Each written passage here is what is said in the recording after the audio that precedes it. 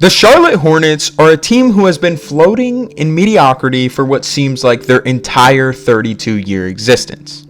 They've had some great players in this span, from Larry Johnson and Dell Curry to most recently Kemba Walker, but the team has never found success in the playoffs.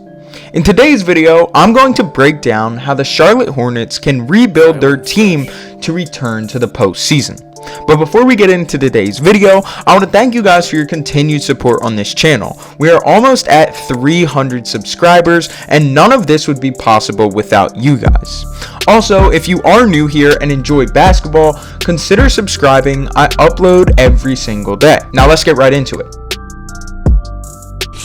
Unlike many other teams around the NBA who are currently outside of the playoff picture looking in, the Hornets actually have a ton of positives going forward for them. Devonte Graham is this team's best player currently after a huge 2019-2020 season that saw his points per game averages rise from 4.7 to 18.2. Graham has also gained the respect of multiple stars around the league who believe he has even more to offer, which is a great sign for Hornets fans. This team also has hit on two very good young players at the end of the lottery in the past few seasons, in Miles Bridges and PJ Washington. Not to mention, they have the number 3 overall pick in this year's draft, where they have a chance to land a legitimate franchise player to go along with an already decent core. Let's start with this year's draft and who the team's best fit is at number 3.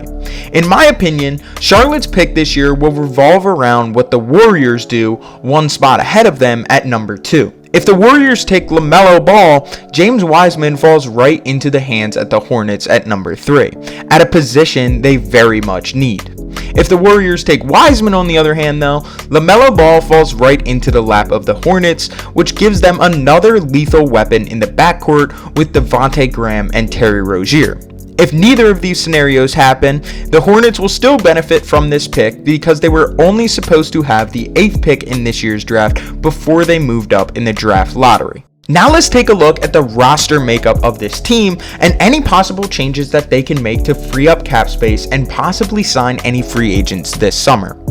Thankfully enough, the mistakes that this front office has made in the past are finally coming to an end. The horrible Nicholas Batum contract is off the books after next season, and the huge Bismack Biyombo contract is done this year. Other than Terry Rozier being on the books over the next 3 seasons for over $17 million a year, this team's contract situation is better than most around the league. Now, some players I could see this team going after in free agency this year are Harry Giles, Joe Harris, Marcus Morris, Serge Ibaka, and Aaron Baines. Primarily, veteran rotational pieces that can help this young team compete in a conference that will be very competitive come next year. As far as coaching goes for this team, James Borrego is a proven coach who has been an assistant under multiple championship teams in San Antonio and with the Orlando Magic.